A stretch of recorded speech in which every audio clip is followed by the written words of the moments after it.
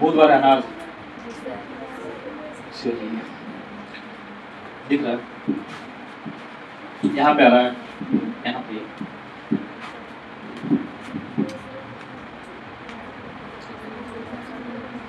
हम लोग आज पढ़ेंगे नया लेसन। ठीक है, कौन सा?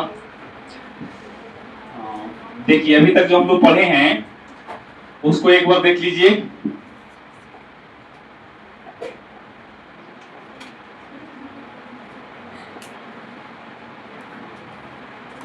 ट्वेल्थ क्लास है ना,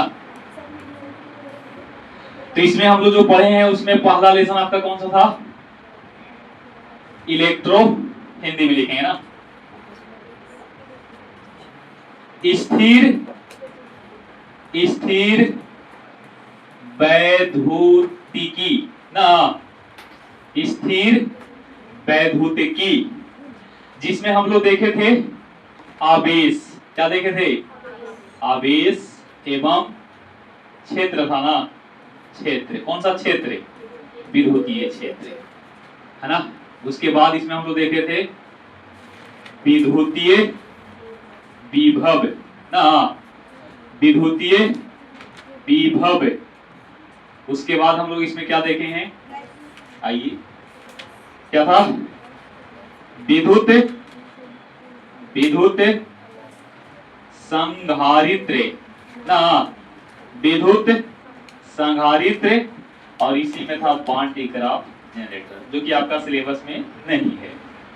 इतना हम लोग अभी पढ़े हैं। ठीक है, इसका नाम था इलेक्ट्रोस्टैटिक्स ना, इलेक्ट्रोस्टैटिक्स।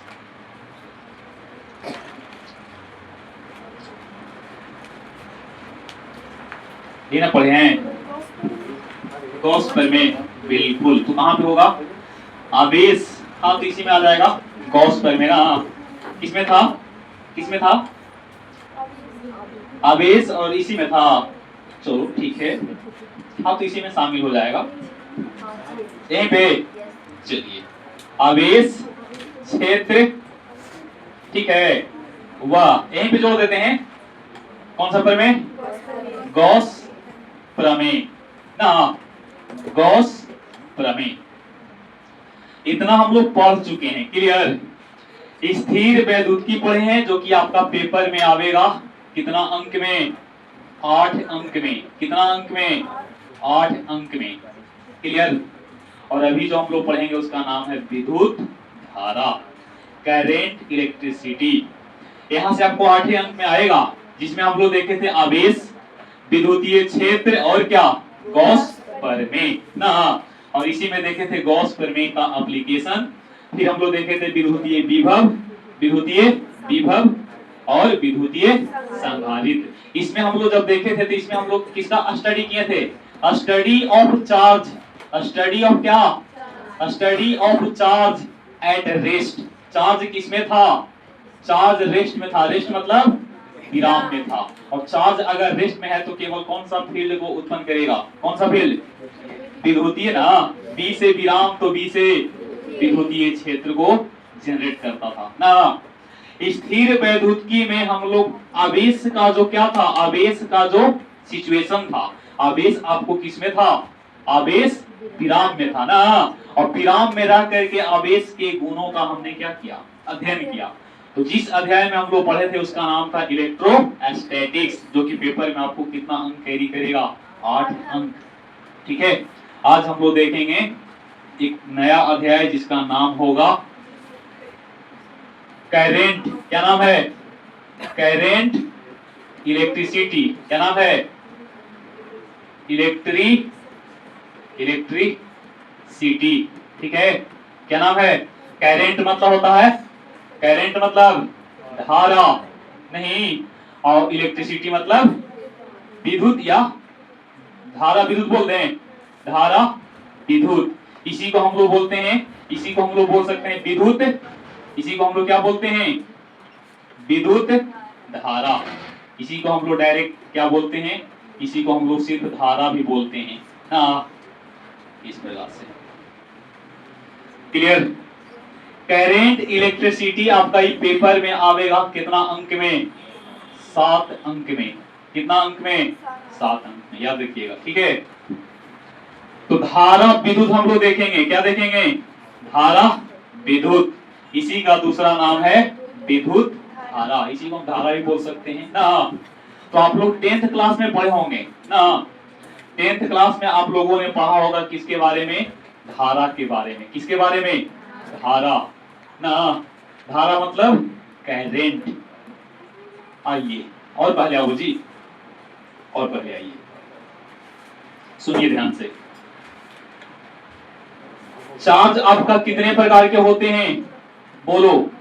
चार्ज आपका 2 प्रकार के, एक को कहेंगे पॉजिटिव चार्ज और एक को कहेंगे पॉजिटिव, और एक को कहेंगे पॉजिटिव और नेगेटिव का कॉन्सेप्ट किसने दिया था? बताओ। पॉजिटिव और नेगेटिव चार्ज का कॉन्सेप्ट किसने दिया? हाँ बिल्कुल, बेंजामिन फ्रैंकलिन ने ना, बेंजामिन फ्रैंकलिन ना। और इसमें एक और था, चार्ज के बारे में किसने बताया था? चार्ज के बारे में, चार्ज मतलब आवेश, इसके बारे में सबसे पहले किसने जानकारी दिया था? थेल्स ना, थेल्स, वही थेल्स जो हमारे गणित में थेल्स प्रमेय दिए थे ना, हाँ थेल्स प्रमेय। तो चार्ज कितने प्रकार के हैं? 2 प्रकार के, एक है पॉजिटिव, एक है क्या? चार्ज का जो पोजीशन होता है, चार्ज का जो पोजीशन होगा, आज बेसिक इसका है, धीरे धीरे हम लोग शुरू करेंगे, ठीक ना। चार्ज यानी कि आवेश, इसको बोलेंगे चार्ज मतलब आवेश। तो आवेश का स्थिति कितने प्रकार के हो सकते हैं? इसका 2 स्थिति, कितना स्थिति? 2, एक विराम में और एक किस में? एक विराम में रहेगा और एक गति में रहेगा। क्लियर? अगर चार्ज किस में हो? चार्ज अगर विराम में हो, ठीक ना, तो वहां पे हम लोग जो अध्याय पढ़ेंगे उसका नाम क्या था? स्थिर वैद्युत की। क्या नाम था? स्थिर वैद्युत की। और चार्ज अगर किस में आ जाए? चार्ज अगर गति में आ जाए ना, तो यहाँ पे हम लोग 2 लेसन पढ़ेंगे, जिसमें एक का नाम है विद्युत धारा, एक का क्या नाम है? विद्युत धारा, और एक का नाम है विद्युत चुंबक। क्या नाम है? विद्युत चुंबक, याद रखिएगा। चार्ज अगर किसमें है? विराम में। चार्ज अगर विराम में है तो कौन सा फील्ड को जनरेट करेगा? बोलिए, विद्युतीय क्षेत्र को ना। और चार्ज अगर किसमें आ जाए? चार्ज अगर गति में हो तो कौन कौन से फील्ड को जनरेट कर सकता है? दोनों ना। चार्ज अगर गति में है तो दोनों प्रकार के, दोनों का मतलब कि विद्युतीय क्षेत्र भी और चुंबकीय क्षेत्र भी ना। पहला लेसन में हम लोग जितना भी टॉपिक पढ़े थे उसमें चार्ज को किसमें माना गया? विराम में ना। चार्ज इसमें किसमें नहीं था? मोशन में नहीं था। लेकिन अब जो हम लोग अध्याय पढ़ेंगे, जिसमें हम लोग पढ़ेंगे विद्युत धारा और पढ़ेंगे विद्युत चुंबक, इन तीनों को मिला करके स्थिर वैद्युत की, विद्युत धारा और विद्युत चुंबक, इसी को बोल सकते हैं मैग्नेटिज्म। ये तीनों मिलाकर के जिस टॉपिक का नाम है उसका नाम है इलेक्ट्रोमैग्नेटिज्म। क्या नाम है? इलेक्ट्रोमैग्नेटिज्म। टोटल मिला के 8 और 7 कितना? 15 अंक। कितना? प्रकाश आपका टॉपिक जो है ना, प्रकाश, लाइट, वो आपका कितना में आता है? 14 अंक में। कितना? 14 अंक में याद रखिएगा। चलिए, तो सबसे पहले यहां पे हम लोग किसके बारे में समझेंगे? चालक के बारे में ना। चालक, चालक को ही हम इंग्लिश में क्या बोलते हैं? कंडक्टर। क्या बोलेंगे? कंडक्टर। एक चालक होगा और एक क्या होगा? अचालक, अचालक। इसी का दूसरा नाम कुचालक, कुचालक। इसी का एक नाम और होगा विद्युत, विद्युत रोधी, विद्युत रोधी। इंग्लिश में इसको कहेंगे इंसुलेटर। क्या नाम है? इंसुलेटर। याद रखिएगा। इसी को बोल सकते हैं बैड कंडक्टर। क्या बोलेंगे? या इसको बोल सकते हैं नन कंडक्टर बोल देते हैं, ठीक है। Non, non conductor, non conductor. आइए अभी आइए रे, बड़ी गर्मी लग रहा है। कहां से चलेगा? छोड़ दीजिए, रह देते हैं। सुनिए, समझिए। तो चालक किसे कहते हैं ना, इसके बारे में आप लोग जानते होंगे, 10th क्लास में पढ़े होंगे कि नहीं। देखिए, चालक का क्या मतलब है? वैसे पदार्थ जिसमें, वैसे पदार्थ जिसमें आवेशों का क्या हो? प्रवाह हो ना। अच्छा, आवेशों का प्रवाह का क्या मतलब है? आवेशों का, आवेशों का क्या प्रवाह। आवेशों का प्रवाह के लिए, जैसे मान लीजिए कि आपका 2 बोतल है या 2 बर्तन है जिसमें पानी है, ठीक है ना। एक में कम पानी है और एक में ज्यादा पानी है, तो वहां पे पानी का फ्लो होगा कि नहीं? पानी बहेगा कि नहीं? पानी कब बहेगा? जब उसको हम पंप, उसको क्या करते हैं, किसी मतलब किसी के थ्रू उसको हम कनेक्ट कर देंगे, पंप के थ्रू, है ना, वायर के थ्रू या किसी और जिसके थ्रू, मतलब वहां से क्या होगा? पानी का फ्लो होगा ना। तो कहने का अर्थ है कि पानी का फ्लो का क्या मतलब कि पानी किसी एक बर्तन में कम होगा और किसी एक बर्तन में ज्यादा होगा ना। मतलब वहां पे पानी का जो स्तर है, लेवल, वो लेवल एक जैसा होगा तब बहेगा कि लेवल में भिन्नता होगा तब बहेगा? बताओ। उसका लेवल में थोड़ा सा भिन्नता होगा, एक में 5 लीटर एक में 7 लीटर होगा कि नहीं। तो 5 और 7 लीटर वाला जो आपका कंटेनर है, बर्तन है, इसमें पानी का फ्लो होगा कि नहीं? पानी का फ्लो तब तक होगा जब तक दोनों कंटेनर में क्या ना हो जाए? पानी का लेवल एक जैसा ना हो जाए, मतलब बराबर ना हो जाए। तो कहने का अर्थ है कि आवेश का भी क्या होगा? आवेश का प्रवाह होगा। आप लोग जानते हैं कि आवेश 2 प्रकार के हैं, एक पॉजिटिव और एक नेगेटिव। तो आवेश का प्रवाह कब होगा? जब विभवांतर होगा। विभवांतर का मतलब है कि एक का विभव हाई होगा तो एक का विभव लो होगा ना। तो आवेश का प्रवाह का मतलब है कि कोई आपका क्या होनी चाहिए? पदार्थ। तो कोई पदार्थ होनी चाहिए, तो पदार्थ का नेचर कैसा होना चाहिए? चालक कि अचालक कि अर्धचालक, ये भी होता है ना।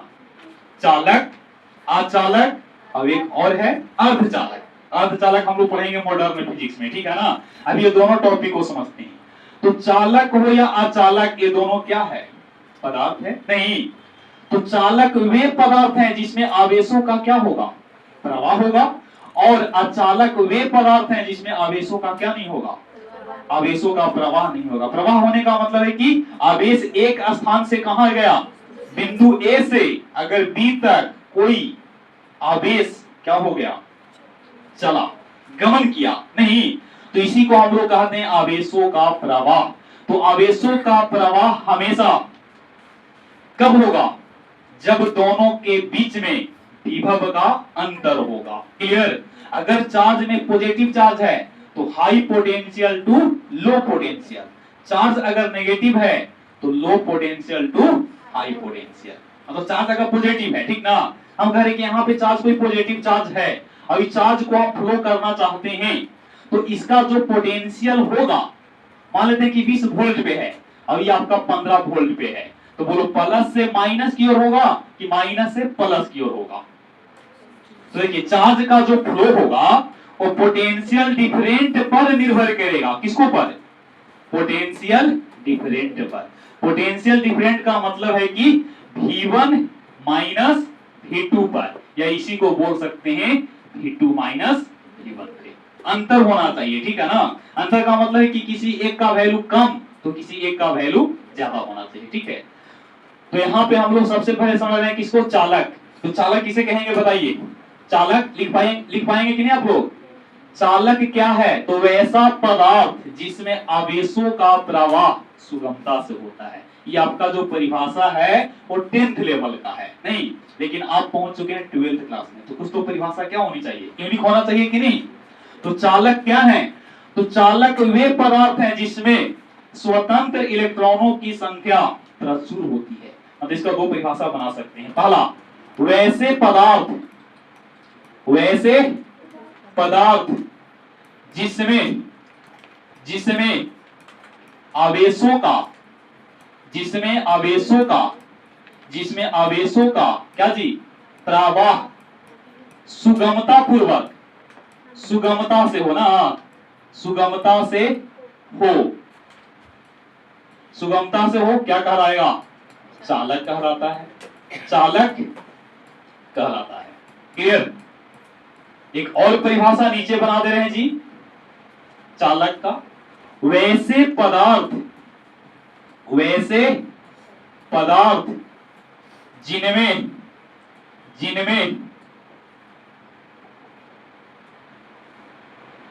आधा ना होता है कि पूरा,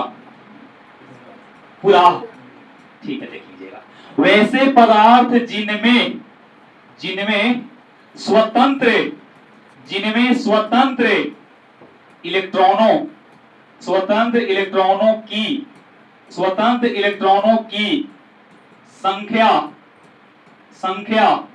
अधिकतम हो, स्वतंत्र इलेक्ट्रॉनों की संख्या क्या हो, अधिकतम हो। ठीक है, कहने का मतलब है कि कोई आपका धात्विक चालक है, कोई कौन है, धात्विक चालक है। परमाणु उदासीन होते हैं कि धनावेशित होते हैं कि ऋणावेशित होते हैं, जल्दी बताइए। परमाणु अपने आप में क्या होते हैं, परमाणु अपने आप में उदासीन होते हैं। इसका क्या मतलब है, आप लोग पढ़े होंगे कि परमाणु 3 गो से मिलने से बना होता, नहीं। परमाणु जो है, परमाणु को हम लोग क्या कर चुके हैं, खंडित कर चुके हैं ना। परमाणु को कितने वर्गों में तोड़ चुके हैं, तो एटलीस्ट 3 गो में जरूर हम तोड़ चुके हैं। जैसे कि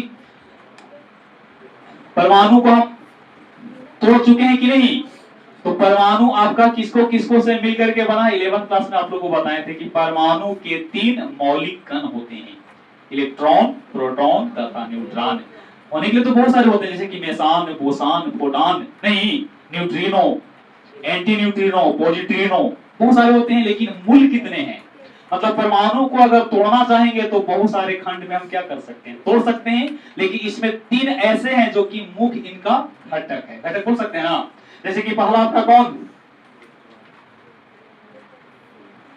प्रोटॉन, इलेक्ट्रॉन और न्यूट्रॉन, ठीक है, न्यूट्रॉन, इसी ना। प्रोटॉन पे कौन सा चार्ज होगा, पॉजिटिव, इलेक्ट्रॉन पे और न्यूट्रॉन पे इस पे कोई चार्ज नहीं है ना। आप लोग पढ़े होंगे 11th क्लास के केमिस्ट्री में, P बराबर E बराबर कौन, Z, बताए थे। P4 number of proton, E4 number of electron और Z4 एटॉमिक नंबर। कि परमाणु जो है से कितने कणों के मिलने से बना है, 3 कणों से, एक प्रोटॉन, एक इलेक्ट्रॉन और एक, इसको एक लॉजिक भी बताए थे ना, पेन, इस पे बताए थे, ईट पे नाच, इसको पे ट्रिक किया था याद करने के लिए, ईट पर नाच, इसे इलेक्ट्रॉन, टी से थॉमसन ना, थॉमसन, हालांकि इनका पूरा नाम जे थॉमसन ना। पास से प्रोटॉन, रदरफोर्ड, और रदरफोर्ड अगर ना मिलेंगे तो यहाँ पे आपको मारना पड़ेगा गोल्डस्टीन। कौन जी, गोल्डस्टीन, याद रखिएगा। अगर रदरफोर्ड नहीं मिलेंगे तो कौन, मॉडर्न फिजिक्स में सब पढ़ना होता है, याद रखिएगा, ठीक ना। मॉडर्न फिजिक्स जब पढ़ावेंगे तो ये सब बात दोबारा वहां पे बता देंगे। ना सीखा हुआ जी, कभी का रख दो ना, बोल यहाँ पे न्यूट्रॉन ना, ये क्या होगा, न्यूट्रॉन, और चा से चैडविक,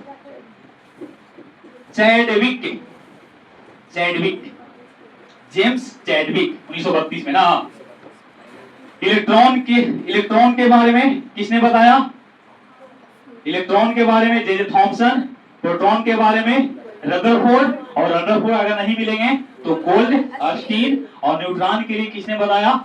जेम्स चैडविक ने ना। यहां से ऑब्जेक्टिव आपको देखने के लिए मिल सकता है। इलेक्ट्रॉन पे चार्ज कितना होता है? इलेक्ट्रॉन पे चार्ज, इलेक्ट्रॉन पे जो होते हैं, यहां पे लिख सकते हैं चार्ज ऑन क्या?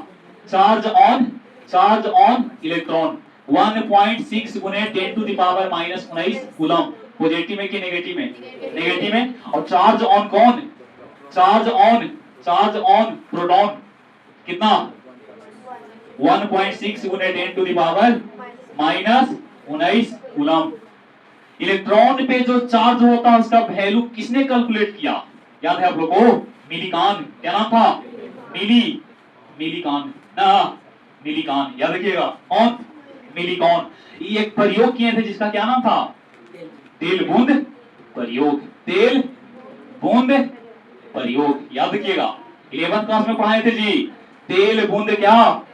और यहां पे बताए होंगे आप लोग को mass of electron, mass of proton और मास ऑफ क्या? न्यूट्रॉन। याद है आप लोग को? इलेक्ट्रॉन का द्रव्यमान कितना था? हालांकि टॉपिक भटक जाएंगे फिर ना। चलो आ जाओ। चालक किसे कहते हैं? यहां पे देख लीजिए, वैसे पदार्थ जिसमें आवेशों का प्रवाह सुगमता से हो, आसानी से हो ना। जैसे कि आप 10th क्लास में फिजिक्स में पढ़े होंगे प्रकाश का प्रवर्तन, तो वहां पे आप लोग पढ़े होंगे पदार्थ के प्रकार on the basis of passing of light. तो आप लोग पढ़े होंगे क्या? क्या है आप लोगों को? कौन कौन? 3 प्रकार के, पारदर्शी, अपारदर्शी और पारभासी ना। उसी प्रकार से पदार्थ को हम लोग 2 वर्गों में क्लासिफाई कर सकते हैं, on the basis of passing of charge. Passing of charge मतलब चार्ज के प्रवाह को लेकर के पदार्थ को हम लोग कितने वर्गों में कैटेगराइज कर सकते हैं? 2 प्रकार से। हालांकि 3 होते हैं, ठीक है ना, वो हम लोग बाद में देखेंगे। इसका नाम है सेमी कंडक्टर, सेमी कंडक्टर अर्धचालक। चालक इसको कहेंगे हम लोग चालक। तो चालक किसको कहेंगे बताइए?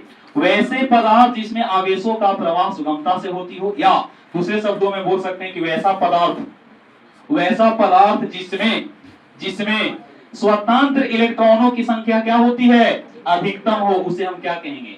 स्वतंत्र इलेक्ट्रॉनों की संख्या अधिकतम होने का क्या मतलब है? कहने का अर्थ है कि ये आपका क्या है? ये कोई एटम है, तो एटम न्यूट्रली क्या होते हैं? एटम आपका न्यूट्रली उदासीन होते हैं। उदासीन होने का मतलब है कि इसमें अगर 5 गो प्लस में है तो 5 गो माइनस में होगा। क्योंकि ऑल ओवर अगर हम लोग एटम के बारे में निकालेंगे तो एटम में आपका कौन कौन है? प्रोटॉन। और मेरा लगता है क्या इसका मतलब यहां पे नहीं होगा ना, यहां पे नहीं होगा। सही है। प्रोटॉन पे कौन सा चार्ज? प्लस। इलेक्ट्रॉन पे माइनस और न्यूट्रॉन पे। इस सब में हल्का कण कौन है से बताइए? आखिर इलेक्ट्रॉन ही क्यों बहती है? इस सब में हल्का अगर कोई कण है तो सबसे हल्का आपका इलेक्ट्रॉन है, जिसका द्रव्यमान कितना था? लगभग अगर देखा जाए तो एकदम 0 के बराबर। लेकिन फिर भी इसको हम लोग याद रखते हैं 9.1 गुने 10 टू द पावर -31 kg। याद है? भूल गए? चलो लिख ही देते हैं। मास ऑफ इलेक्ट्रॉन बराबर 9.1 गुने 10 टू द पावर -31 kg है ना। और अगर ग्राम में रहता तो कितना? 27 की 28 ना, 28 और 3 31। चलिए, मास ऑफ प्रोटॉन 1.67, ठीक है, 1.67 गुने 10 टू द पावर -27 kg। अभी 1.675 गुने 10 टू द पावर -27 kg। इसका मतलब यहाँ पे 3 होना चाहिए। क्या सही की गलत? एक बार देखिए तो। सही है। मास ऑफ इलेक्ट्रॉन कितना? 9.1 गुने 10 to the power -31 kg। Mass of proton बराबर 1.673 गुने 10 टू द पावर -27। और mass of what? Mass of neutron बराबर 1.675 गुने 10 टू द पावर माइनस। और पूरा दुनिया का वजन कितना बताए थे? Mass of universe 10 to the power 55। कितना? 10 टू द पावर 55 kg, जिसमें आप भी शामिल हैं और हम भी शामिल हैं। नहीं, मास ऑफ अर्थ कितना बताए थे? मास ऑफ अर्थ याद है? मास ऑफ अर्थ 6 गुने 10 टू द पावर 24 केजी। नहीं, और मास ऑफ क्या? मास ऑफ सन बराबर कितना था? 2 into 10 to the power 30 KG, है ना जी। और मास ऑफ मून बराबर कितना?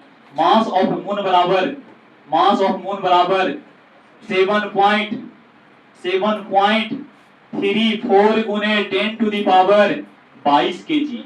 याद है कि दिमाग से सब निकल गया? सब निकल गया। नहीं, ये मॉडर्न फिजिक्स में सब पढ़ना होता है, ठीक है ना। और मॉडर्न फिजिक्स वाला कॉन्सेप्ट से ही आपका चलेगा करंट, इलेक्ट्रिसिटी। तो देखो, कोई अगर न्यूट्रल है तो न्यूट्रल होने का क्या मतलब है कि जिसमें जितना प्लस उतना ही माइनस। लेकिन यहाँ पे हमने जो परिभाषा बनाया है, वैसे पदार्थ जिनमें स्वतंत्र इलेक्ट्रॉनों की संख्या क्या हो, मतलब कहने का अर्थ है कि इसमें प्लस वाला चार्ज भी रहेगा, मतलब प्रोटॉन भी है, इलेक्ट्रॉन भी है और न्यूट्रॉन भी है, लेकिन इसमें सबसे ज्यादा अमाउंट में क्या होनी चाहिए? इलेक्ट्रॉन। तो उसको हम लोग क्या कहेंगे? अब इसको रिवर्स कर देंगे तो बन जाएगा अचालक, विद्युत रोधी, उसी को कहते हैं कुचालक। जैसे कि हमारा मानव शरीर सुचालक है कि कुचालक? सुचालक। पानी, शुद्ध जल आपका क्या होता है? शुद्ध जल विद्युत का संचालन नहीं करते हैं। क्लियर? आप सिर्फ नमक ले लीजिए और ओकरा में करंट को पास कीजिए, पास होगा क्या? पास होने के लिए उसमें आयन का फॉर्मेशन होना चाहिए, या तो आयन का फॉर्मेशन होना चाहिए, या तो इलेक्ट्रॉनों का क्या होनी चाहिए? इलेक्ट्रॉनों का प्रवाह होनी चाहिए, ठीक है ना। सुनिए, तो इसमें प्रचुर मात्रा में क्या होनी चाहिए बताओ? इलेक्ट्रॉन। इसमें बताएं कि सबसे हल्का कण कौन है? 11th क्लास में आप लोगों को पढ़ाते थे कि इसमें दुलरुआ कौन है? इलेक्ट्रॉन। सबसे खास ना बताए थे कि कहां गया हो कि परमाणु के 3 गो सुपुत्र हैं। कौन कौन? परमाणु के 3 गो पुत्र कौन कौन? एक प्रोटॉन, एक इलेक्ट्रॉन और एक न्यूट्रॉन। आप लोग देखे थे ना कि हम लोग इलेक्ट्रॉन को हायर से कहां लाते थे? Higher orbit to lower orbit, और लोअर ऑर्बिट से कहां ले जाते थे? हायर ऑर्बिट में। तो लॉस ऑफ एनर्जी होता था ना वहां पे, या तो इलेक्ट्रॉन का इमिशन होगा या तो इलेक्ट्रॉन का अब्जॉर्प्शन होता था। याद करो, कोई उच्च कक्षा से निम्न कक्षा में आया है, उसका प्रमोशन हुआ कि डिमोशन? डिमोशन। नहीं, कोई दरोगा था, उसको क्या बना दिए? डीएसपी बना दिए। तब प्रमोशन की डिमोशन? प्रमोशन। और दरोगा था, उसको बना दिए बिहार पुलिस, सिपाही बना दिए। तो क्या है? प्रमोशन की डिमोशन? डिमोशन है। तो वही बात यहाँ पे है। तो देखते थे कि इसमें सबसे अगर कोई हल्का कण है तो कौन है? इसमें कोई अगर भारी कण है तो कौन है? न्यूट्रॉन। तो क्या हम न्यूट्रॉन का फ्लो करवाएंगे? न्यूट्रॉन गतिशील तो होगा, लेकिन उतना गतिशील नहीं होगा जितना कि तीनों में कौन?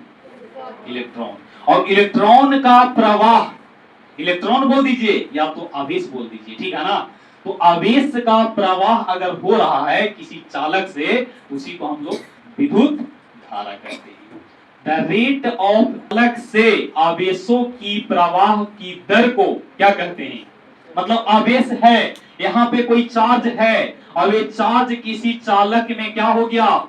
किसी चालक में क्या हो गया बताओ?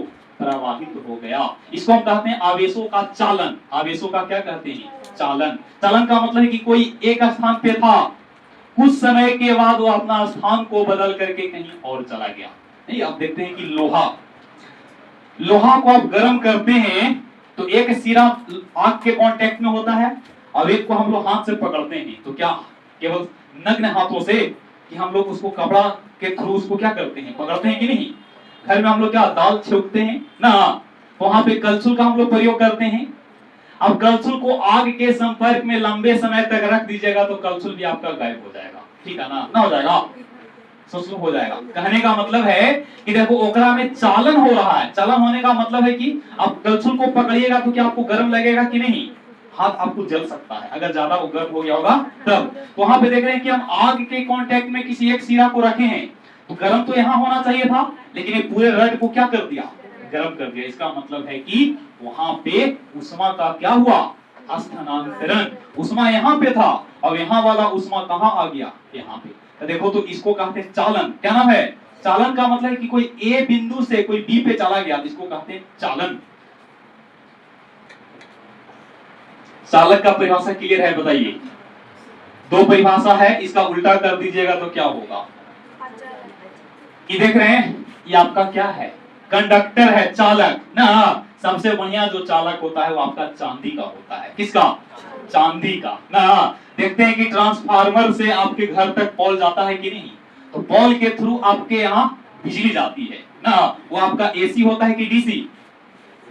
ये अभी जो हम लोग यूज कर रहे हैं, अगर ये बिजली से हो, बिजली से अगर है, अगर ये ट्रांसफार्मर से आया है तो आपका एसी होगा, और अगर ट्रांसफार्मर से नहीं है तो उसका नाम डीसी होता है। ठीक है ना। जैसे कि इसमें कुछ आप देखते हैं कि रेक्टिफायर होता है, इन्वर्टर होता है। नहीं, रेक्टिफायर का काम होता है कि एसी को किसमें बदल देंगे, डीसी में। और इन्वर्टर का काम, इन्वर्टर बैटरी होता है ना, उसका काम क्या है, डीसी को किसमें कन्वर्ट कर देना, डीसी वाले को एसी में कन्वर्ट करेगा। अगर एसी से डीसी में किया तो उसका नाम होता है रेक्टिफायर। ठीक है ना। और अगर डीसी से किसमें बदल दे, एसी में, तो उसका नाम है बैटरी इन्वर्टर ना, जिसको हम क्या बोल सकते हैं, कन्वर्टर। इसको क्या करते हैं, जैसे मोबाइल हम लोग चार्ज करते हैं ना, तो मोबाइल चार्ज करते हैं तो आपका जो मोबाइल का जो चार्जर है वो पहले किसमें बदलता है।